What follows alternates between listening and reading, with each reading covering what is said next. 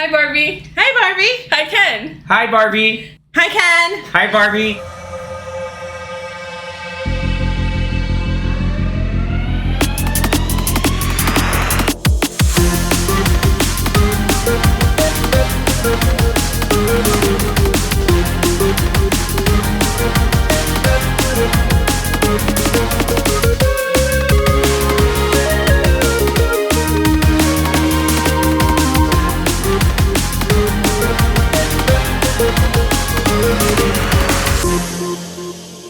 Welcome, everybody, to a special episode of the Popcorn Watchlist podcast, where we discuss and celebrate our favorites in TV and film. I am your host, Xavier, and today I am extremely proud and excited to initiate our discussion on what is basically the other half of a massive cultural phenomenon in movies this summer. And it's a little-known movie. Maybe some people may have heard about it, licensed, off of a whole toy line, and you think, hey, well, this can't be any good, is it? Well, we'll find out when we have our major discussion on Barbie. So today, I'm joined by our standard Popcorn Watchlist panelists in Anthony, Danny, and Zach, but we also have a couple special guests who are, in essence, I don't know if I'd say are subject matter experts, or at least offering a different perspective onto the film. So we have Yaina and Tina. Say hi, Yaina. Hey, guys. And say hello, Tina. Hello, what's up? So I'm actually really... Hey, Barbie. Danny's like, what? You can cut out of this. That's fine. No, you keep it that way. You can keep it that way. He's like, wait, where's Hey Barbie? Hi, Ken. I wish people could have seen that reaction. So they understood This reaction the of silence. what? We're winging it. Okay, you may continue. Thank you. Now we have Danny's blessing and continue. The host. I'm just the talent here. Anyway, but basically, you know, this is. I'm really excited. This is a really fun kind of roundtable discussion on Barbie, and I think it's worth having. One, because it's the type of movie that came. It's really fun.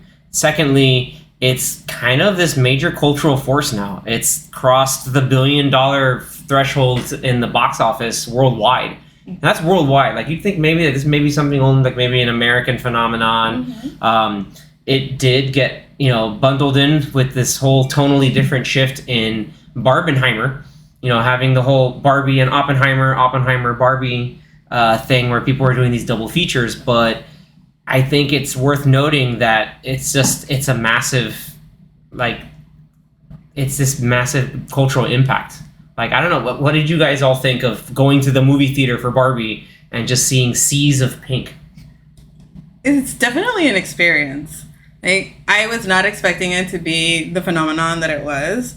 And mind you, I partook in that because I wore my Barbie t-shirt when I went to the movie theater. So I kind of just joined in, but I was not expecting it to be as big of a thing as it was. And I have to say, I went to the movie theater a few days after that. I think we went to see another movie, and there were still people in pink. Like, the movie theater was packed. I was astounded because, honestly, on a Wednesday night, who's at the movies, knowing that they have to go to work the next day? But there were so many people all in pink. It was interesting for sure.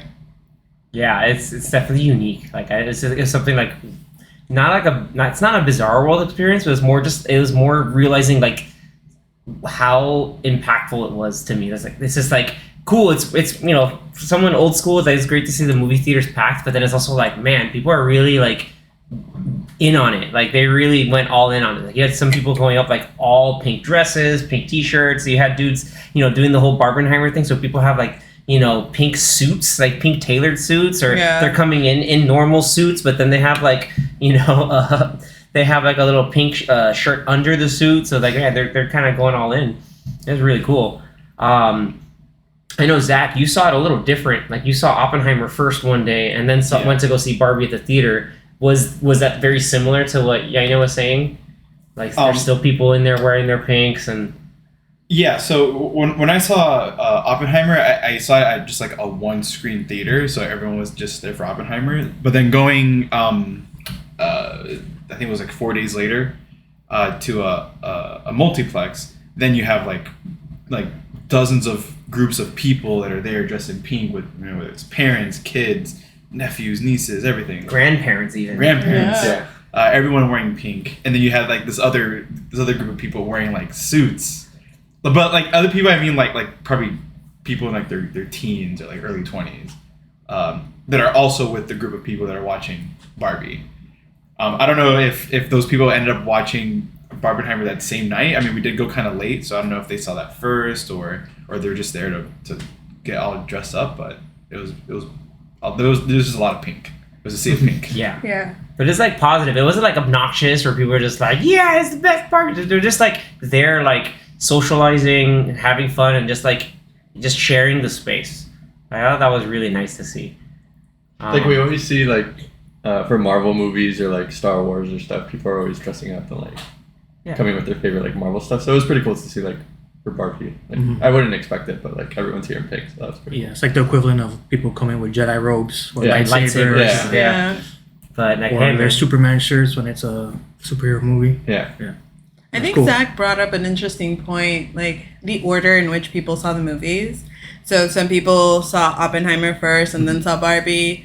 I know we saw Oppenheimer first. No, sorry, we saw Barbie first and then we saw Oppenheimer. And for me, personally, I wanted to see Oppenheimer first and then Barbie to kind of just like end things on like a light note because Oppenheimer is like serious, I want to say. But I wouldn't change it though. I really enjoyed watching Barbie first, having my laugh, like enjoying the movie, and then just like going and watching Oppenheimer. Do you guys feel the same way or do you feel differently? I personally would agree with you because like I think if I had seen Barbie last, like that was like I guess me personally like it, having like all the thematic things tie up very well at the end, and then like you know the Billie Eilish song hits, like I started hearing like all like the sniffles around. It was like, wow, yeah, this is heavy. Like this is a different type of heavy. Like it hit people very differently. Like I watched it with you guys, and also I think my mom and my sister were in the theater too watching it, and like I got on, my sister's like, oh my god, it was like she really like enjoyed it at the end. It was really cool, and but like again like that was like that kind of like different type of emotion. Like Oppenheimer ends with the like heavy existential like, yeah, the world's changed, this man helped really change the world, and this was just like, oh man, like this one's just like, you know, generational gaps and figuring out who you are as a person. And it was like, holy crap, like that's a different type of internalized existentialism. But I know Tina, I think you may have shared earlier like the order I think would have been reversed would have been better, right? Kind of like Dinah, like I think. So I watched Barbie first and then Oppenheimer, and I thought, oh, this is the opposite way to see it. But now reflecting and thinking about it, I think for me, I resonated so much with the messages that Barbie had to share that I think I liked that I saw Barbie first, because then like it resonated with so much of my values and like what currently is happening in society with women. And then you had Oppenheimer, it was going back in history and then question morality, and then you know who gets the power of something so evil to do the best that they can do with this powerful thing. So I think it was two movies that definitely question, you know, moral back then, moral now, and whatnot. So I think even though I wish I would have seen it Oppenheimer first and then Barbie, I think like Dinah, I agree that I watched Barbie first and then Oppenheimer. Obviously I am a Barbie fan, and you know I'll share later a little more. So I wish I would have watched Barbie, Oppenheimer, Barbie. It would have Triple feature. Yes. It took me like half a second, like, oh, okay, that was awesome. Nicely done. Like go home and like while you're going to bed, just have Barbie playing. Yes, So yes. that Barbie Heimby? Harvey? Like you have to like add it to the end of it. Heimberg, you know? Yeah, Barbenheim should be the new thing. Yeah. Nice. Yeah. And I think sometimes there's worth saying that I think it's maybe I would have maybe told people like based off like I know them personally that hey, maybe you do want to watch Oppenheimer first because it is the longer movie, and you may want to have like a higher like a be more alert or awake to notice a lot of the things. Like we talked about in our Oppenheimer episode, that there's so much attention to detail. The way the movie is crafted, that being able to, it's really rewarding the attention. Like Anthony brought up some amazing themes that the movie shows from visual standpoint and how it goes through those different time points. So again, awarding attention is there, but if you're watching Barbie like, oh, at 5:00 and then there's an 8:30 showing for Oppenheimer, like that's a long day. Just letting you know. But it was really cool seeing, I guess, like hearing everybody's different takes on this, the Barbenheimer experience. It was your two's first time at the Fort Lauderdale IMAX, correct? Yeah. For Oppenheimer, yes. And what did you think about the screen? Not the movie, but about the experience of the being there. I on the was actual blown screen. away. I was like, I kept No like, pun intended. Exactly. Nice. I kept just like leaning back in my chair and like looking up, and I'm just like, oh my god, this is massive. But I enjoyed it overall, like the experience and how engulfing it was. I think that definitely was the right movie to watch in that type of movie theater and screen and all of that. I enjoyed it. How about you? I mean, I loved it. It was an awesome screen. Like I mentioned earlier, I wish I would have watched Barbie in that screen. Especially the opening scene. Yeah. Like when the girls are playing with the crappy dolls and then Barbie shows up. Like yeah, that would have been a great IMAX scene to see in Would've the been bigger hilarious. screen. No, but overall, I think it's really awesome that here in Florida we have like good access to a movie theater like that. Like not everybody get to experience that, so it was a really nice experience to be able to have that and say, hey, I've experienced this. But hey, if they play Barbie there, I'll probably be there. Cool. And I feel like we also saw Barbie in Dolby at Sunset Place, and so I feel like we saw the best version of both movies that day. Yeah. Because they even showed at the beginning before the movie started that it said like this movie was like made and presented for Dolby. Like they didn't even have the special Dolby commercial that they usually played. It was like a Barbie commercial for Dolby. So yeah, and Dolby's usually better with the sound, with the picture, and you could tell definitely in Barbie the pinks were extremely bright, extremely popping, just like they should, and I think that helped with the experience of Barbie. At least for me, it did. Yeah. I think Giant and I had talked about it like before, like the marketing that it went behind the movie, from when you Google like the characters, the cast from the movie, like you should like look it up on your own and experience that on your own. But like all the things that went from like BK being involved in it, like from Dolby like having its own way to present Barbie. I think they went so much behind it. And for me, like I was sharing like with her, like I experienced the other side of the marketing was like my whole social media was people doing their own marketing to the movie, and to me that was like kind of the effect of like I want to be part of this because it has such like an impact like on people. I want to say that they really did a great job on their advertising. Yep. Like, the marketing behind this movie was insane. I'm not sure if you guys know, but Airbnb did a collab with Mattel, and they have a Barbie dream house in Malibu, which you can rent. Awesome. Yeah. And that blew my mind. I was just like, oh my god, this is insane. Looking it up right now. I underestimated that too. Like I remember going like, oh, this is gonna be cool, whatever. And like seeing it was like the Blitz, like Progressive was doing commercials with Barbie, like, oh, this is legit. Like this is becoming like, something that they really put all their their ads in. The tie-ins are crazy. Yeah, like good for Warner Brothers because they needed a win. After the Flash, like they needed a win. And who would have thought? Yeah. Barbie coming to save the day, yeah. For real. I think it's really cool to see that like as basically from the movie starting, like it had this like kind of meta like half satire thing going on. I like that a lot because especially like it tied into like the history of like no one really had a doll, or no one really made a doll like this. They didn't go too far into history, which is the right thing to do. They just kind of talked about like, hey, like this is the monumental change, and they're spoofing 2001: A Space Odyssey.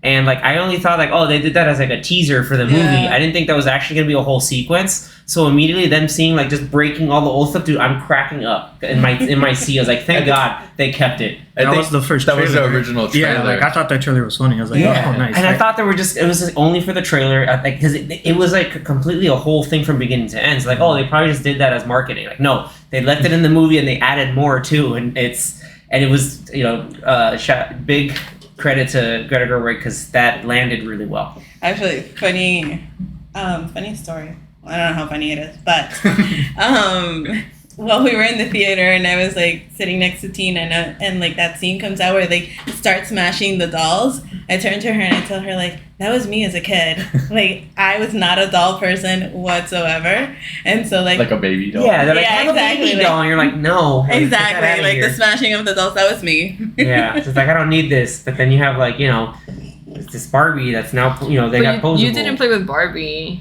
So I had them, I'm not gonna lie, but they weren't my thing because I was like a huge tomboy growing up. So I was more into like action figures and like superheroes and stuff like that. Whereas my sisters were the complete opposite of me, and they were like the girly girls that had like the dolls. I remember there was this wall in my house with porcelain dolls. That was a thing back in the day. Oh, yeah. And I was just like, they creeped me out, so that was not for me. The Cabbage Patch dolls, do they have those? Dude, my sister Yes. had those. Yeah. She Yes. loved Cabbage Patch Kids. And yeah, they were freaky.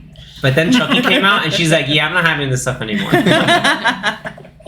I think I for don't me, blame like her. I was on the opposite end of you, where it was like I was a Barbie fan, like hardcore. I think until I was 15, I still was playing with Barbie, and the only way I play action figure is so I could get my brother to play Barbie with me. Nice. Like we would take Nice. turns. Like I needed more populations in my Barbie land, so my brother got recruiter. So and I don't know that I remember any of like the Barbies that I had specifically, but like I had a house, I had a car. I grew up in Dominican Republic, so when we would come to Miami for vacation, like we would always get a Barbie for myself, always get something from here. That's cool. And then my dad, he was a chef at the time, and he had this big crates where they usually put the vegetables in kitchens. Like he would have to bring them home so I could stack all the Barbies that I had. Like when I'm telling you, like I had like everything, I had at least one of each thing for Barbie. Like everything I would think about was Barbie. All I wanted was more Barbies. Yeah, it was definitely. The real question is, did you have a weird Barbie? I think I have more than one weird Barbie for sure. I want to say like that, For sure. Even I had a weird Barbie. I think that's when you start like experimenting. Like you cannot cut your own hair, and this hair is available. Like cut it. What is it going to look like? And like makeup. Like you don't like. I was at an age where like makeup wasn't still like for my age, but you had markers, and that became like the way to play with makeup in a way, like the introduction to this. So I definitely had all of those things available to me. That is really awesome. That's really cool to hear. Thank you, Tina. I know my sister had like a couple of dolls. She didn't have too much of it, but like I guess like she had some of the other porcelain stuff too. Like it was 'cause my family's from Puerto Rico, but they still had like some of that similar aspects. But I think in some time, like my sister was already older, but I think I had to look this up just now. But in like 1996, they came out with like Dolls of the World collection. So she had this buy the Puerto Rican Barbie. And I don't know if we still have it somewhere, but I remember her having it, and I don't know if it was, if she got it out of the box or not, but I want to say maybe, so she had it posable, but then she also had like, like we saw in the movie, like your standard stereotypical Barbie. Yeah. Like, with the hair and the ponytail and that kind of thing too. So, and I remember like, you can like just the Barbies, she had a shelf she would just sit like in like the normal Barbie sit pose. And I also had like, and I had a G.I. Joe, so it was always like the like, like Barbies and G.I. Joe kind of thing. And like I had like the larger like the Barbie sized G.I. Joe dolls that were completely like it's action figure, but it's a massive like doll like figure that was really posable, had different stuff. And but it's just like, if like, coming from my perspective, as a guy, like it's you seeing like family members of people like, yeah, like everybody had some type of Barbie. And it was like, Barbies for different careers, and they talk about that even in the beginning of the movie. It's just like, Mattel made all these different versions of this Barbie, and everything's great, and how it like tied into Barbie Land. So that was pretty cool. It was cool. It was a great setup for like how the movie was going to work in that sense. That was really exciting. Danny, you've never like really messed around with Barbies, right? You're an only child. I'm an only child, Look at so that. yeah, never had Barbies. No extended family members like that's interesting, but okay. Zach, what about you? Yeah, my cousin and my sister both had Barbies growing up, and my cousin had way more Barbies than my sister did. And I do remember like I have like these flashes of when my cousin would like make me play with her, and I would be Ken. And you would be Ken. You're the life-size Ken. Which Ken were you? Are you lifeguard Ken or are you beach He's Ken? Beach Ken. I I don't remember. I think I was just like generic Ken. Generic. You weren't Alan. That's You're for like, sure. hi Ken, hi Ken. Hi Ken, I'm Ken. You're talking yourself. That Which, was like when I was like maybe 3, so I barely remember. 3, 4 years old. I barely remember. nice. So that You ties. were enough. Yeah, he was Ken. I played enough. He played Ken Knuff. That ties perfectly into talking about just like our favorite moments of the film. Going in this part of the section, there definitely will be spoilers, so you may want to maybe skip along or get along to another area. We may timestamp later. Danny was usually in charge of that, so please and thank you. But we'll tie into spoiler stuff based off the story and how the movie just really truly works. So I like the whole idea of just like a lot of different moments how like the movie would become like would be sort of like meta and like kind of like go out of itself sometimes just to kind of like land a point. I think it was really funny to also have Helen Mirren as like the occasional narrator, so that gave itself like a really fun like gravitas to certain things. But the whole idea of just Barbie Land, how that worked, I thought like as the conceit of it made sense. Like, okay, cool. Like you have the the imaginal fictional Barbie Land where all the Barbies are kind of hanging out, living their careers, and it's sort of like Barbie women utopia society kind of thing. And then again, great setup for the movie overall. And you get like the goofiness and the wackiness of like how the characters interact. And it's really funny to see, like, if you go down the cast list, it's just everybody's Barbie, Ken, Alan. Midge, which I thought was great that they had Midge just there. Like, and what's crazy, that's Emerald Fennell. So she has, what did she, do you remember what she won an Oscar for, or was it an Emmy? I don't know. Like, I think she did that movie a few years ago with, what's her name? Rosamund Pike. No. No? I'll look it up. You have to. She's like, I'm looking it up right now. But I know is that Emerald Fennell was if anybody is a fan of The Crown, she plays Camilla Parker Bowles, and like everybody these days they have strong opinions about Camilla when it comes to the royal family, but that's for a different episode. Should we ever talk about The Crown? But I know like. She has she has an Academy Award for writing. Carey Mulligan, Promising Young Woman. That's it. Why did I get Rosamund Pike and Carey Mulligan confused? I'm bad. That's funny. So she wrote. Is that where she got the Oscar for? I don't think she got an Oscar, but she wrote and directed that movie. Yeah. Maybe she got nominated. I don't know. Yeah, I think she won an Oscar. I don't know, Danny. You're the facts guy. Oscar winner for Best Original Screenplay for Promising Young Woman. Nice. Cool, I got it right. It's a good movie. Yeah. I have to watch that one because I heard very good things. But anyway, I think not enough can be said about Margot Robbie and Ryan Gosling. They were just like standout incredible in this movie. Like, I don't know, like they understood the assignment 120%. Like it was too good. Like, and then like how Barbie Land is introduced with the Lizzo song. That was great. Like it's like I remember weirdly enough, like I'm here watching the movie and my sister's like, "That's Lizzo." I was like, "I know, watch the movie." Because I'm commenting and watch the movie. Well, I like how they have two different versions of her song. Hey Barbie, hey, like she's just like, I'm not having it. Everybody wakes up on a bad day, and like, especially it's just like every night is girls' night. Every night, like it's just we're gonna do it over and over again. It just starts establishing all of that.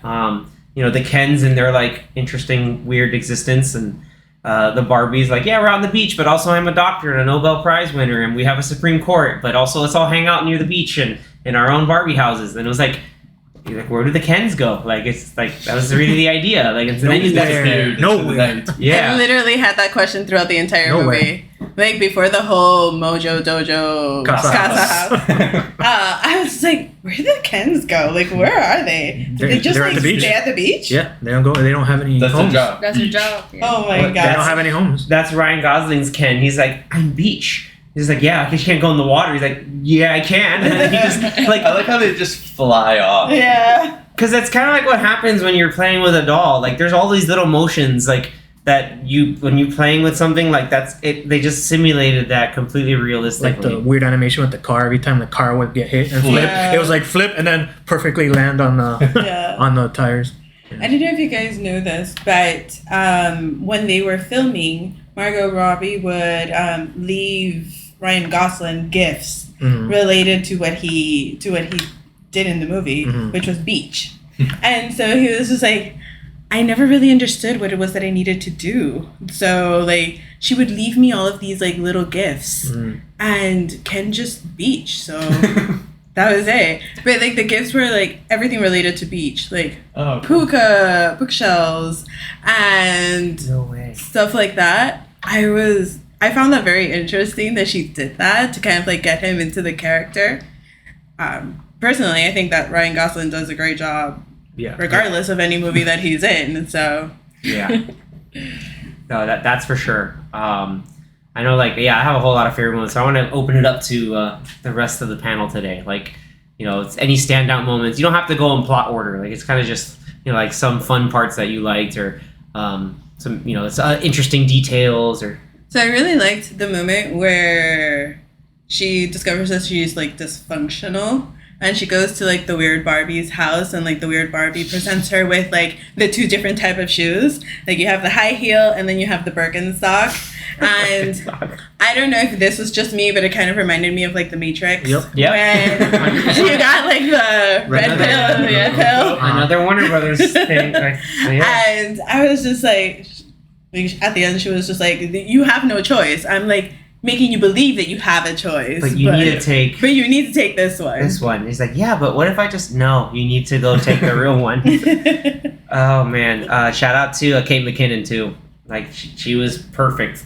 Again, weird Barbie. I like how she would just split all the time. Yeah, because everybody would pose their Barbie. Like, and the thing is, like, it reminded me of, like, the Rugrats Cynthia doll. Oh my like, God. just perfect. Yes. Just like she'd have like the kind of like unnerving stare, but like she's genuinely like interested in trying to help Barbie out. It's just so odd, but framed and done so perfectly. Like I think like, everybody freaking understood the assignment in this movie. I'm just gonna say that all the time. This is like everyone understood the assignment in this movie. Like I even love like how when they get those instructions on how to go into the real world, and like they go through all the different like phases to then get to the real world, and then like Mattel finds out and it's like, oh no, it happened again, and I'm like, wait, what? It's like, yeah, Skipper went to escape to the real world and tried to babysit some kids in Key West, and then Will Ferrell and like all the different like execs like studio like suit execs were freaking hilarious. Like it's so much fun. Like at first you were gonna think like, oh, this is the guy, he's gonna come up and mansplain everything, but like weirdly enough, like as the movie goes on, like he actually had a genuine like love for the stuff that Mattel had done, and it's just like it was weird. It was like very nuanced. Like it wasn't just like a cookie cutter. He's the bad guy. Like that's like I kind of enjoyed that, and it kind of ties into the overall themes of the movie too. I like when they're like. While they're in the office and they like gonna capture Barbie and take her back, and you see like the doll like box, and then they're like about to tie her arms, and they have the stupid zip ties. Twisted. Like every big like type of figure / doll thing had that. Things. Every like again like the Power Rangers, G.I. Joe stuff like always had that stuff. I was like, you need to open a bunch, like check it out, stupid thing. Yeah, and like some people just rip it out or whatever. Like that was like again like really fun detailed things. Like it was funny, but it's also kind of like saying like men putting women like in a box, something like that. At least that's what I got from it. And she was like, "No, I got to get out of here." And that's when she's like, "Wait, I'm just gonna go back and do this thing." But wait, she also was like, "Hey, I still have to fix the thing that's wrong with me. It's not just gonna go back to Barbie Land. I'm gonna be okay because I'm not." There was another moment that I really liked. And it's when they make it to the beach and they find like those construction workers. And Barbie's just like, well, I don't have any genitals. I have nothing. He has no penis. He's like, what? And then at the end, he was just like, I have all the genitals. Yeah, he's like, I have all the genitals. And they're still on the rollerblades, by the way. They're still like the neon rollerblades that were actually real. Like like they just paint like again like they brought to life like the actual like toy set of a lot of these things. Well, Barbie was like, oh, let's just hang out by the construction site. That's like a perfect time to hang out, like on a Tuesday afternoon or whatever. Yeah. And it was like, what? Okay. And you're like, no, she doesn't know. This is terrible. And like the fact that because in Barbie, I was like, oh, women have can be any job. Like they can do what they want because they have this thing where we can do anything. And they end up like. I'm still trying to figure out how they got booked but never really like arrested. They kept letting them go. Like they're just like, no, we're gonna let you go. Like it's just this is too funny. Like just get out of here. Like Yeah. parties. Yeah. What was the reason for the first time? Because she punched the They guy? punched Yeah. punched one of the guys trying to like grab her. And she's just like again because that was like the internal stuff from Gloria who we had met earlier with she's working at Mattel. Like her somehow internal projections are going on to Barbie, and so that's why like she got like the sort of like violent tendency of just like protect and just punch the guy out, and they get booked her in. And she's like, I don't get this, and they get out, and then like, oh, let's go find clothes. The second time was because of the second time because of the outfits, like the cowboy outfits, which now Mattel is making. I think if I'm not mistaken, like Mattel making everything. they should. Yeah. If they want to ride the wave, they should honestly ride it. should. Absolutely. Yeah, ride the wave. But Ken can't ride the wave because he's beach Ken. Just understandable to be that. He should be able to. I mean, But he can't. He's not- beach. but not anymore. Not anymore. Which one? Yeah. Not anymore. That's the idea of the movie. You're more than just your identity of like the job title. Like you can. Anyway, I'll get into that later. But Maybe it's Barbie and it's Ken. I mean, that's literally what she says. I She says it, yeah. For me, like to the 2 points that like Diana and Anthony presented, like I think is, and obviously this movie I related way too much to my everyday life, but to me it's like how often you're presented with the choice to say like in the comfort zone. Like for her was to choose a heel versus the Birkenstocks, and it's like how often are we presented with the option to try something new, something different, or stay in the comfort zone? And I think she gets presented that option there. And then when she goes to when she's presented with the box, it's like, hey, do you want to go back to your comfort zone, or do you want to fix this, for the greater grow. good? And I think like Or grow as a person. correct, Yeah. yeah. But I think like it's in life, like we get presented these choices, and luckily like Barbie had We're Barbie to help her be like, hey, like I am not really giving you a choice. I'm pushing you to do something hard and good for you. And I think like for me that was like probably Dinah, my friend, like and my other friends, and like the people that push you around to make the best decision for you, even though it might be the hard one. Yeah. So like I said, to me there was like too many read in between the lines scenes, and that's why I Things really hit. Yeah, like I definitely it resonated with you personally. I It's awesome. definitely love this movie. I think like for example for me, a woman in tech, like I do experience a lot of things that are probably different from like men and whatnot, and the speech that Gloria gave, like I might at least when we went to watch it, people started clapping. I started clapping myself because I think like we don't get the opportunity to express like ourselves in that way without being dramatic or being like judged as dramatic or labeled as dramatic. Yeah. So I thought it was really awesome to have a movie that was like funny, like it wasn't about romance, but it was about women empowerment in a very nice, pleasing way that can not only target like adults and like, but also the younger crowd as well. So I thought it was like an awesome movie. It was like very well done, like very well balanced. Like it wasn't too much in the drama, not too much in the comedy. To put the point across. I think this also ties into the other speech that what Gloria's daughter had given Barbie when they were in school. Because Barbie's thinking that, oh, this is the girl that's playing with me. I gotta go talk to her. And then, like, she gets her world completely crushed because, like, oh, Barbie said, you set feminism behind, or you're setting unrealistic expectations or going through in a world that we can't really live up to. And it's just like, damn, it hit her with the truth bombs. And she's just like, I feel kind of like, she was like, I don't know how I'm feeling right now. Is it kind of like sad? Like, and she was just like, kind of felt like crazy let down. And then I think that was when she was walking, like, I think because she had separated from Ken. So she was walking, I guess, like to the bus. And then that's when she found the older lady No, that that actually was happens before. before. That happens before, sorry. That happens before. Yeah. So like that was like, and she was riding a high, but then she goes to then talk to Gloria's daughter, just like, ouch, like she just gets the low. And I think that's when she gets picked up by Mattel. Yeah. And they're just like, hey, come on back, the real world sucks, come back.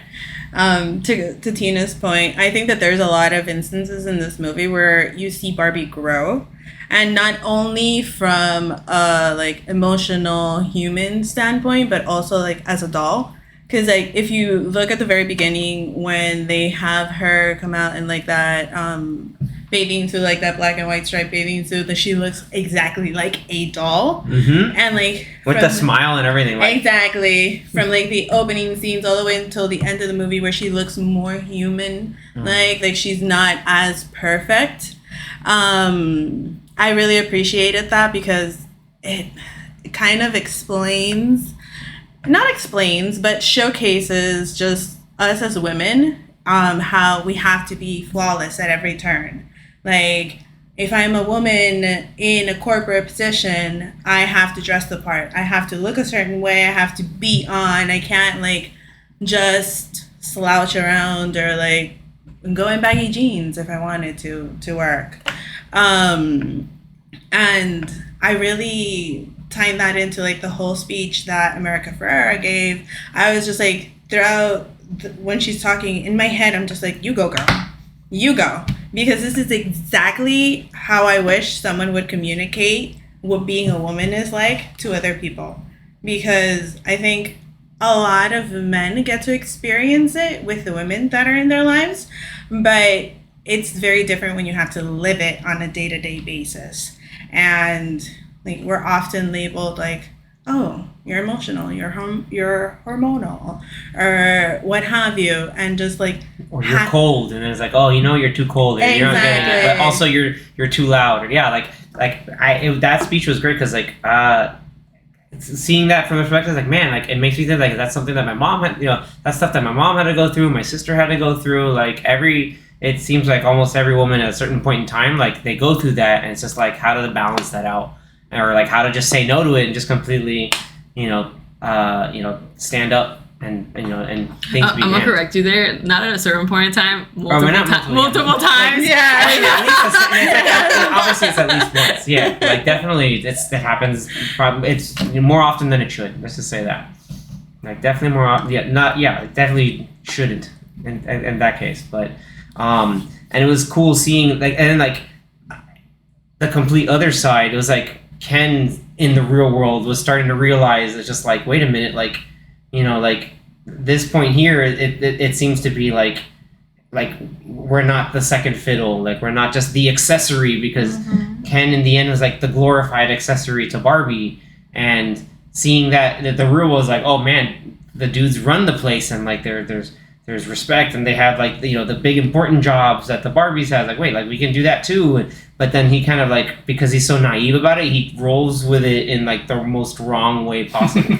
Especially since some guys, it's like, yeah, man, patriarch, and he's like, the hell is that? And then it's like, and then like he saw someone on a horse. He saw someone on a horse, like, whoa, like, and he ran with that in the worst way possible. I think there was a line in the movie where he said that that once he discovered the patriarchy had nothing to do with horses, he was just not interested anymore. Yeah. Like that line's like for comedic effect, but it's also like I've seen people come up with different like think pieces and ideas, and some things kind of resonate with me of like the way like societal stuff that goes and gets placed on with men, like it's almost the point where like it feeds into this like kind of like negativity of like the certain thing you have to live up to, instead of just and then you have to like in essence perpetuate it in order to keep it going, instead of kind of like branching out and being yourself. Like I saw some of that, and then that's why you saw like it's almost like that self-actualization of just like, I gotta do all this stuff, but for what? Like, is it for me? Mm-hmm. Is it for like more of the societal things, but just with control? Like, like why is that so important when I'm not really figuring out who I am as a person? Mm-hmm. And I'm just kind of rolling with all that, and you could see that as the Kens go through, and like the whole idea when they're like weaponizing they're like. It's almost like, I think it's like weaponizing the toxic masculinity against themselves. Mm-hmm. Especially, what was this one? It's like Push. Like they start singing Push. Like, Matchbox 20. Push you around. And then they just like kind of flip it over. And it's great seeing like, Ken got back first. And then Barbie and Gloria and her daughter comes like, wait, it was supposed to be this great utopia. And everything's just like jacked up, weird, like ultra Mountain Dew commercial with like, and everything's out of hand. And then we find out that there's a Ken mermaid. Freaking hilarious. Dude, best John part of the Cena. movie, John Cena. He was there the whole movie. He was there the whole couldn't time. see You him just in the couldn't see him. background. You couldn't And then see he finally made himself visible. Like, the story to that goes, apparently, is that, like, he was filming something Fast and Furious. Fast and Furious near the lot where they were filming Barbie, and he's just like, man, I'll do anything to be in this movie. And I guess apparently, like, since he's cool with Margot Robbie because of Suicide Squad, they found a way to kind of fit him in. But dude, it was perfect, like absolutely perfect. Just mermaid Ken, like. I thought that was awesome. I also really enjoyed the dance scene. Like the one for the guys, like when Ken is just like The singing Ken his song. Yeah, He's and their singing first his like, heart out. and their first fighting, and like I love how like they're fighting with Sparkle. imaginary stuff. And then when they do chest to chest, and then they just like explode and sparkles. That Yeah, and let's talk about how like Alan Saw is like, no, I don't like all this like over course correction. He's always like, no, I don't like this. This is really bad. Like it doesn't feel genuine. It's not true. And then he just beats up these people. beats up all I the know. construction Kens, and he's just like a violence machine, like coming out of Roadhouse or something. I mean, That was epic. Alan was the most well balanced character through the whole movie. Like For this real. this guy knew who he was. Like he had no problem being. He didn't who need to he be a Barbie is. or a Ken. He No, didn't need he to was be. Alan. Yeah, he With an ice cream. he was the only one that was able to be himself. Well, I didn't know, but apparently he's Midge's husband. So the Barbie that's pregnant. Yes. He's her husband. Married to Emerald Fennell. No. No. Like the toy Oh, line. Alan. Like the toy Yeah. I was like, that's not right. Michael Cera. Yeah. Michael Cera's Alan is married to Midge. Oh, and so like I also loved all like the callbacks to different like the different like failed or like misfires that Mattel had. Like when they go back to the weird house and they're plotting everything. He's like, oh yeah, there were also some weirder like Kens Or like, Sugar Daddy. Sugar Daddy Ken. No, he's like, it's because the dog's name is Sugar. And like And I I'm his remember daddy. I watched a documentary. It was like that docuseries on Netflix called The Toys That Made Us, and there was a whole Barbie episode. I highly recommend watching it. It's really cool. But they talk about like, yeah, they made a Sugar Daddy Ken, and they go, no, but the dog's name is Sugar, so he's Sugar's daddy. But like, it's an older Ken looking. Yeah. It's like it was the '70s. It didn't work. Or like I remember also seeing real commercials in the '90s for like the Barbie with the With the TV. TV in her chest. And I remember that commercial. I was like, what is this? Like, not because like I'm not the target audience, but I'm just like, this is bizarre. And then even that Barbie's like, I don't know why I have this. Like, why do I exist? Like Oh having my this gosh. existential crisis. But like, and then like the part where Barbie's seeing that Barbie Land's all kind of messed up, and she kind of just like, I'm gonna give up. She does like the doll pose. Yeah. Just sit Lays down or then like flips and over. rolls Yeah. over, and she's in the same pose. Like little things like that really made it really make the movie like go from like pretty good to like great in my opinion. Like when you have fun details to that, like Will Ferrell and all the Mattel execs are going backwards to get to Barbie Land. They're wearing like the 12-person tandem bike, and then they get to like they show up during the big like climax of where everybody's figuring themselves out, and they don't vote in patriarchy, and they kind of show up, and then he freaks out because Midge is there. He's like, oh my god, it's Midge! Like it's like, I didn't know you were here. Like just and she's just there like, hi, like not even like so unassuming, like just in her like weird like slide house, but like and then like Issa Rae was the president, and tell me about the scenes where they basically like unbrainwashed or like unmind swapped all the Yeah. Barbies to help them actualize themselves. That whole like sequence I found was really funny. I thought it was really funny. For me, was when like what I thought was really funny is when we acknowledging the Barbies changing little by little to like this human form, and then the narrator says like They shouldn't have like cast Margot Robbie. like to make that She's point. perfect. Yeah, Make that point. to make that point. I'm being ugly now. It's just like, note to the directors of this film: if you want the scene to land, don't cast Margot Robbie. Yeah. I thought it was like such a cool way to like point the obvious, like Yeah. like kind of like I'm allowed. Still I'm get the allowed. message Yeah, across. exactly. That was the whole like a lot of the meta stuff, and also like there was one scene where like they kind of talk about like mental health crisis Barbie and or not like like breakdown Barbie and all this Yeah. stuff. I was like little stuff like that, like it acknowledges just like the weird blend of like realism and like toy make believe stuff. I think I would have liked a little bit more of like the narrator included in the movie. Like, like it's snippets like that one. I think would have been great if we would have had a little bit more throughout the movie. Just because she narrated a little bit at the beginning, a little bit towards the end, and that was it. That little bit in the middle, like, not too. barely in the middle. Yeah. And then, I mean, I would have enjoyed a little bit more. Which is true. Technically, you are the narrator of your Barbie. Yeah. Like, so that would have been like pretty cool to see more of that. That is true. I didn't thought about that before. Yeah.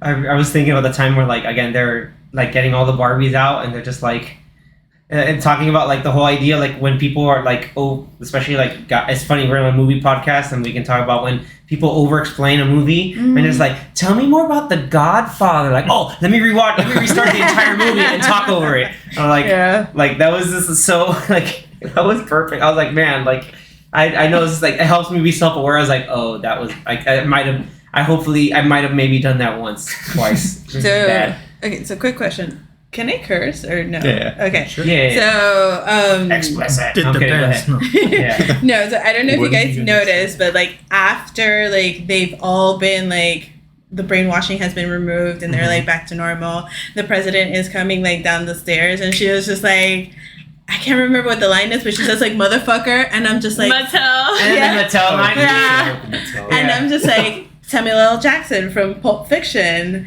like he always says motherfucker. Yeah. And so like that was the first thing that popped into my head, and I'm just like, I really love that they included this in this movie. I mean, I don't know if that was the reference that they were going for, but I really liked it. I think it was just like they allowed him to just be like to help land the point of just like, oh, like this is how serious it like that comes through, especially with the whole like the Kens having their own like Ken Civil War. That and at the end of that, they're just like, who are we now? And the Mattel censor made it funnier because technically they could have said it because you're allowed one fuck in a PG-13 movie. Sometimes two. I've seen two. Yeah, I agree. But I think that was their only one, and they bleeped it out. So yeah, it was pretty funny. Yeah. Yeah, and like basically all like, what was I think there was another scene. Yeah, like the whole idea of Ken like just again like just completely like distorting the whole like, you know, like guy power thing into just this like massive like really negative thing, and it was just the point where like he wasn't getting the point until in the end someone helped him understand it, and like we said before, he's like, I just thought it was about horses. And I'm just like, man, there were no horses in Barbie Land. Like, imagine like, you know, how better Barbie Land would have been if there were horses. But like, and also like, did they ever have even a skipper there? I don't even remember. But Skipper? yeah, they had the growing up skipper, the one that She's like, the one that escaped. yeah, that's. But then she's supposed to go back. Like, No, she didn't go back.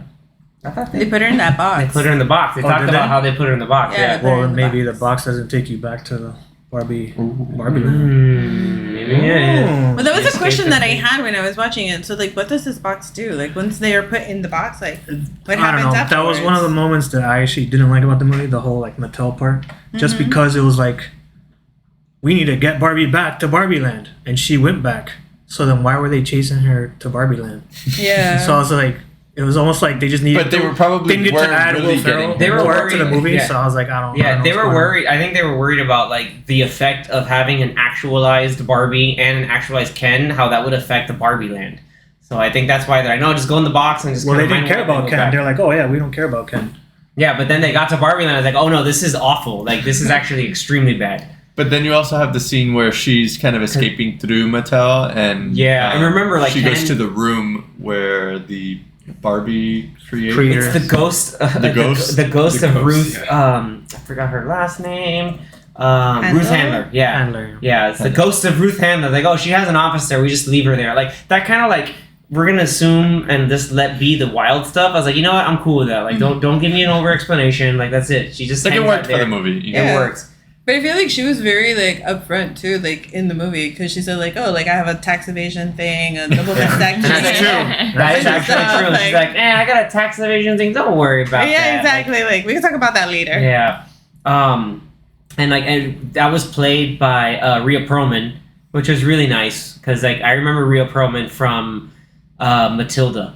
Yeah. Yeah. That's right. And she was a terrible stepmother. But then at the end, like there's even like the end of Matilda, there was even like this whole like, I want you to succeed, kid. And I was really mean to you, but go live a better life. But like you can tell like she still kind of cared, even though she didn't really like the girl. But like she also kind of did. It was, and there's nuance to show that Rhea Perlman was perfect for this kind of role too. Also, speaking of Ruth Handler, what was really cool is we go back to that bus sequence where she's sitting, Barbie's sitting down on the bus, and then the older woman, she's like, "Oh wow," you're like just looking, and she looks at the older woman. She's like, "Wow, you're beautiful." And then she looks at, she's like, "I know." And then like I remember I told my sister, I was like, "Oh, that's Ruth Handler's daughter, like the actually like how she is That now." they made Barbie out of, right? Yeah, Didn't that she create Barbie named, for her daughter? Yeah, she created and named Barbie for her. So was it Barbara Handler? Yeah, it was. That was like, damn, that's how you do a respectable. Well, that's the name she gave herself at the end of the movie when she decided to become real. Yeah, like that was like, that's how I was like, man, that's how you do respectable cameo. Like that's really dope. Like, you also have like again more of the fun cameos like again the various different Kens that just have like smaller roles but still able to get things done. Simu Liu. Yeah. Simu Liu is Ken. Like I don't know if he ever had like his job role, but he was just Ken. Like he's there as Ken. We talked about Kingsley Ben-Adir, which is great because then he was almost like the bumbling Ken also, just like I don't know what I'm doing here. Oh, just no. a follower Ken. Yeah. Isn't he the one that's doing the new Bob Marlin movie? Yes, he will be Bob Marley. He is doing that too. Jamie Dimitru, who's like he's I think Natasha Dimitru's brother. She's a comedian and like she does like puppeteer stuff too. She's in that show What We Do in the Shadows, so it was cool seeing him. I was like, oh snap, what are you doing here? Like he's in like some other British comedies, but he's actually in one of my favorite TV shows called Fleabag. So it was really that cool. Is right. Yeah, it was awesome. When I saw him, I was like, oh my god, this is so cool. So it's really cool seeing he got fake shot in like the Ken War. I don't know, when people were throwing stuff in arrows, like, oh my god, yes. It's just like they're like rubbery fake arrows. Yeah, they're like rubber fake arrows, but also real. It's just like, is this real? What's going on? And he's like, oh, that's what's going on here. Like, he's like, they're imagining it, but it's making it a real thing. And I really liked the very end. Again, just like kind of figuring out who you are yourself. And then Barbie's now finding the real world. Mm-hmm. Oh, before we do that, thoughts on Gloria's husband. Isn't that America Ferrera's like actual? It is her real life husband. Yeah. Yes. Well, he was barely in it, and every time he was in it, he was learning how to speak Spanish. Yeah. Yeah. That was great. which I found funny. Acting like an idiot. Yeah. He's just like, hi. No, he's trying. He's not acting like an idiot. He's there trying his best. Yeah. I'm cool with that. I mean, they're for comedic relief. He's a Ken in real life. Yeah. He played his part too. I think she even said it somewhere. I was like, yeah, that's my real life Ken. I was like, oh, that's nice. Like, and like it was cool seeing like all the different actresses being the different versions of Barbie, like accessible and stuff. Same thing with the Kens too. Like you have this version Ken, and like, but then again we keep going back to Alan. Like Alan was just perfect. Did you? I saw this on the internet the other day, and the scene where Barbie is at the school talking to Sasha, and like it was pointed out that the 4 girls that were sitting on the table are supposed to represent brats. Which were kind of like the counterpart to. They didn't Barbie dolls. Yeah, no, I remember reading. I was like, oh, that's a good call. And then it's like, wait a minute, yeah. But apparently they all had the same names too. Yes. Yeah. And they were dressed like similar to like the actual dolls, which I thought was very interesting. Like how they like inserted that in there. And they were the ones that were like against the superficial, like I guess stereotypical Barbie. Mm-hmm. Yeah. And it's like because they were the competition. Exactly. Yeah, like they had it on for a bit, and then it just kind of like that line crashed. Yeah. Yeah, again, like watch that Toys That Made Us episode on Barbie, and they touch up on that. I'm just like, hey, Bratz was a thing for a bit, and then it just stopped resonating with people. Like there's just a lasting appeal of Barbie, which kind of like ties in perfectly to like the lasting appeal I think of this movie. Like there's so. Like it's definitely rewatchable. Like Gina, you saw it twice already. Yes, I did. I actually saw it right before we started recording. Look at that, doing her homework. Like, I came prepared. Yeah, that's awesome. And I kind of want to watch, not kind of, I definitely want to watch it again because, like, you know, it's a shorter movie, so it lends to rewatching. But again, like, I'm a big fan of all the small attention to detail stuff. And also, like, the set design, like, whenever they're going out of going out to and back into Barbie Land, like, they made it like old school, like, backdrops, but it fits so right. I don't know how to, like. They even filmed it in, like, that old traditional way.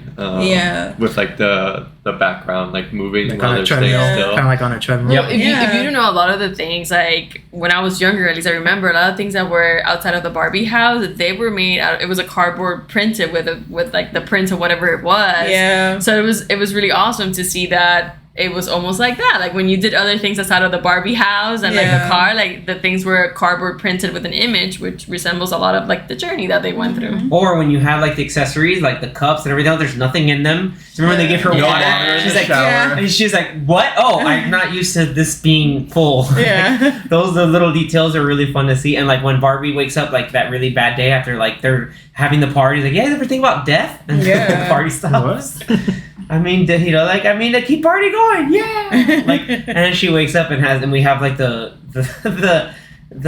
funky like, girl, you okay? Lizzo version of the Hey Barbie song. Yeah. Like her toast is burnt. Like it's just like, how is this happening? She's no longer Yeah. on her tippy toes. Yeah, and yeah, she's not on her tippy toes, and she's like, it moves, and they're all freaking out. Like again, like that's the whole like, if you know the doll, it's cool, but if not, like they at least find a way to make it help you understand that like what's happening isn't normal, and then like they guide you through it. Like I think the writing was really strong in making it as accessible as possible while still keeping to the themes and landing on their points.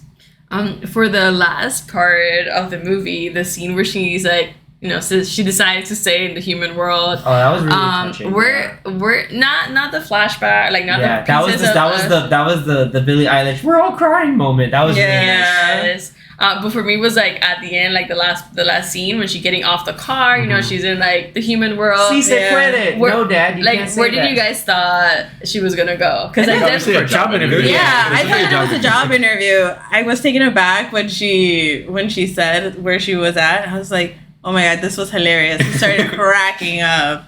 That I think I think it was so awesome because like that is a reality. Like as once you become a woman, the first thing you have to do is go to the OBGYN. Like it is. They made it so relatable to women, and I think you Like know, she's nervous to go, and like yeah. I think I was next to Daniel, like, oh, she's probably gonna go to an acting studio, obviously, like to tie into the whole, like, oh, Margot Robbie's this thing, and then she's like, I'm here to see my gynecologist. I was like, holy shit! Like that's the comedy swerve you're looking for, but like also again, it Like, they lands made it the so point. real, like, But hey, it's you're real, human but it's now. legitimately funny. But yeah. it lends well with the movie and how they wrote it, like throughout the whole movie. Like you're kind of expecting it, but you're not, and like it surprises you, and you're like, oh, but that fits, you know? Yeah, Yeah. especially since before, like Ruth was guiding her, like, yeah, you can go here, but understand, like, humans die, like they live great lives, we live great lives, but there's always an end to stuff. But you know, she's like, no, I that's something I want to do now because I'm just the stereotypical Barbie. Like, I want to actually be, you know, my own person. So I was like, okay, this is really cool. But then it's like, swerve, understand, like, hey, you had to figure out what's going on down there. Like that's hilarious. It's like you actually do have all the genitals now. Yeah. She's got them all. It's apparently like the and even the prototype of the Barbie doll back from like the 50s when Ruth had it, like apparently the doll was something I think from Japan, and it actually like initially had nipples or something, and so they're like, wait a minute, they took like a like a nail file and just filed them off.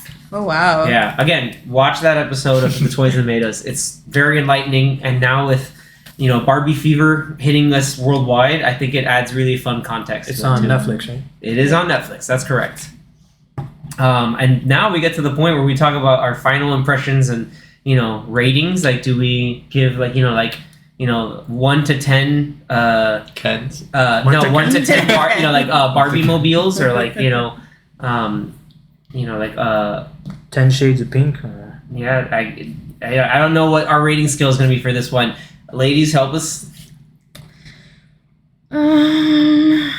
So I really enjoyed the movie overall.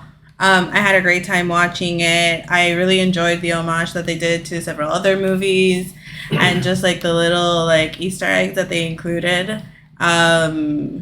Was it my absolute favorite movie? I wouldn't say so. I'd probably say from like a scale from 1 to 10, I'd give it a 7. Definitely something that I would rewatch, like I did right before this episode. But I liked it. What was her rating again? 7. She said 7. A 7? Yeah. All right, let's go to Danny. Let's mix it up a bit. I'd rate it a Ken out of 10. Which is no, I think I agree with you where it's a very solid movie. Like, it was funny, a lot better than I thought it was gonna be. Absolutely.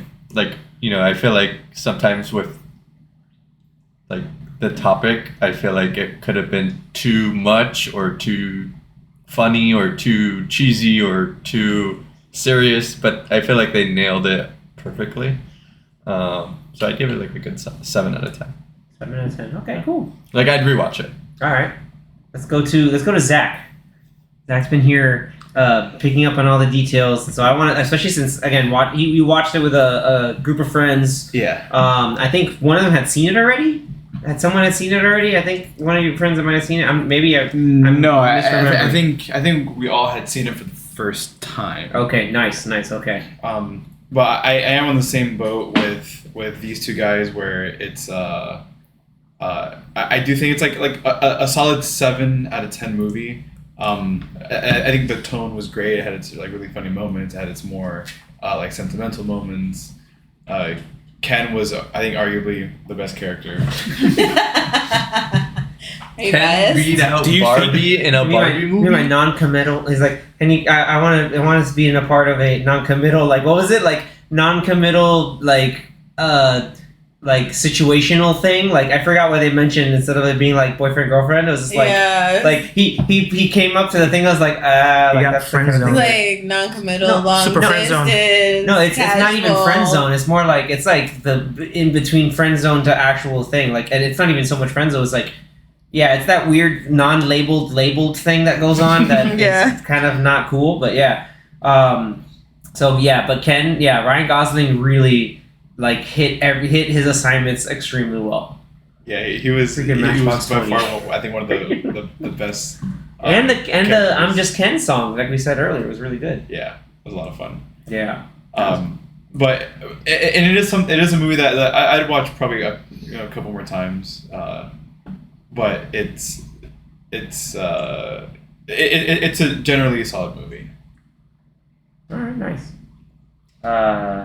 Let's go with Anthony. Oh. Yeah, and then I'll go after you. So I didn't really want to see the movie at all, even though like the trailers were okay, they were pretty funny, but I wasn't really interested. But when I realized that we were all just gonna do the Barbenheimer thing, I was like, oh, whatever, let's just do it. It was a lot better than I thought it would be. So, because I had really low expectations. I guess just like on a technical level, I thought it was great. All the set design, the music, the acting, like to me, all that was awesome. I had little issues with some parts of the story, and maybe it's just like me either taking things too literal or kind of just like, oh, I don't really understand why they did that, because they kind of just like forget about it later. So things like that, I was like, oh, okay. And to me, I felt like they had a couple, they had certain messages going on through the movie, and I felt like by the end of it, it got a little muddled, and I understood what they were trying to do, and then by the end of it, I was like, okay, so they kind of understood those, and then some of these were like, wait, that's how it ended. It was kind of weird. But yeah, overall, I liked it. I'd probably give it close to the others, maybe like a 6.5. He's like 6.5, 6.87. No, 6.5. 6.5. But yeah, it was entertaining. I didn't think it was gonna be that funny. I did laugh a lot. But yeah, I liked it. Nice. I liked it. So yeah, I'm next. Pretty good. I remember seeing initially, first hearing about the movie being made, and I was like, oh, we're making a Barbie movie? And then started seeing the names attached to it. It's like, okay, this can't be too bad. And then I remember seeing the teaser, doing the 2001 spoof. I was like, all right, I think this bought me, like, because of just, like, I think this is going to be, like, a weird, goofy, but like almost like a weird, goofy, like meta style thing where like maybe it's like people playing with their Barbies, and then that's like them playing it around. But then you start seeing more stuff in the trailers, like, oh, this is gonna be interesting. So I was intrigued, definitely intrigued. Got into the movie. A lot of it was some of the things I expected, and then some of the other things were, again, completely pleasantly surprised. Like a lot of the whole idea, like, and it's watching it like helped me kind of. I think a lot of the thematic points landed for me, like kind of figuring like, oh, like that totally like thematically stuff, like plot wise stuff, like yeah, like some of the Barbie land traversal stuff is can be muddled, like say Anthony's point, but I think you can hand wave that away because of the way the movie's making you feel and the ideas it's presenting, and it's presenting it in a really good way, and it's done really well. Well written, well acted, shot really well. A lot of like the funny like meta references of things that I remember is like, hey, like they're doing that and they're bringing that stuff in like a good way that's not super ultra cheesy, and like I had a lot more fun than I anticipated watching the movie. So really glad I saw it. I would give it a solid 8 out of 10. Like I was really, it was a lot of fun. Like this is like, hey, like it's definitely rewatchable. It's again, people are going to the movies and rewatching it over and over. So I think like people are going and having a good time, or if they're not, I guess they're seeing what they're seeing what they're seeing there. But yeah, my vote, solid 8 out of 10. Great movie, really loved it. Only added to the summer movie going experience. All right, so we're gonna end with Tina. She's chomping at the bit to try to get here. So obviously I'm rating this movie 10 out of 10. She's the ultra 10 out of 10. 10 out of 10? No, it definitely was. It was more than enough for me. The movie. Nice. So no, I'm rating it for different reasons. Like the movie not only related to me in so many levels, right, at a personal level, but I think I was entertained to the whole movie. Like it was fun, the music was cool, the colors were beautiful, the cast was so diverse. Like when we talk about like including everybody in it, I think they did a beautiful job at doing it in a very nice way. Not only that, like outside the effect that it has, like you have people going to the movie theaters that normally wouldn't go to go ahead and watch this movie. Jaina shared with us earlier how one of her sisters is not like a movie person to go to the movie theaters and actually went and was part of it. So I think it's creating this whole commotion about bringing people that maybe haven't gone to the theaters in a long time and bringing that culture back, in a fun, entertaining way, and not in like, oh, it's a documentary or a more serious movie, but just for the purpose of entertainment and leaving with something, aside from a good time. And then on the outside of that, you have when we talk about women supporting women, which I think it's what I took away from this movie. Like you going to this movie has done that. Like having Greta, which is a director, she just became the first solo female director to cross 1 billion at the box office. Like, it's not only in a movie, it's translating to reality and how we support women in these fields where usually they don't get an opportunity to do this alone, right? Usually there's a man backing up, or it's a man and then the woman has behind them. Correct, exactly. So to have this opportunity, not only in the movies, to showcase the women being empowered and doing it right and doing it the best they can, but also like outside of the movie theater. So for me, it's definitely a 10 out of 10. If you haven't seen it, I will highly recommend it. And if you're gonna see it, take somebody that hasn't gone to the movie theater in a long time, because it'll definitely be a good time while you're there, and probably an awesome topic of conversation after the movie theater. So highly, highly recommend it. I know I am here at odds with my rating. No, but... at odds. No, we support that 100%. One thing I'll say, like talking about like women, like, the movie, like it's like the supporting women and kind of uplifting it. I think it also like rewrites a little bit of like a bit from getting away of what people would call like the toxic masculinity thing, especially like with the Kens figuring themselves out at the end. Like, what am I now if I'm not Barbie's girlfriend? It's like, you need to figure this out for yourself. Like, this is something that's good for, like, you need to go and do that on your own. And it's like, that was like, I think that was a sort of like empowering message on it. And it was because a lot of people would see it just like, oh, this is anti-men, this is men bashing. And I was like, I don't think so. I think it's bashing more of the kind of institutional systems that force these certain behaviors out of men to perpetuate that stuff. But that's my soapbox. But For me, but for me, like, no, the movie was like, there's a space for everybody. It's not about only Barbie, figuring it out. It was, the room for Ken to figure it out, but also in a world full of Barbies and Ken, just be an Alan, man. For real. Be an Alan. I love it. Shout out to Michael Cera. Thank you so much, everybody, for tuning in and listening to our fun discussion on Barbie. We're going to hopefully keep the discussion going. We have it always on our Instagram, on Threads, Twitter, and also, again, if you're listening to us on our YouTube. Yes, I don't know why I keep forgetting about YouTube. We have our YouTube clips. You can play it in the background. But this is a fun discussion. Again, I want to give a big thank you to Jaina and Tina for joining us. I think it really brought a really great and unique perspectives to this episode. Especially, like, it would be kind of a little disingenuous if you just had 4 guys talking about the Barbie movie. I think it's good to have that kind of balance come through, and I think that it's shown really well here, ladies. So thank you so much. I think I would have shown up uninvited, anyways. Nice.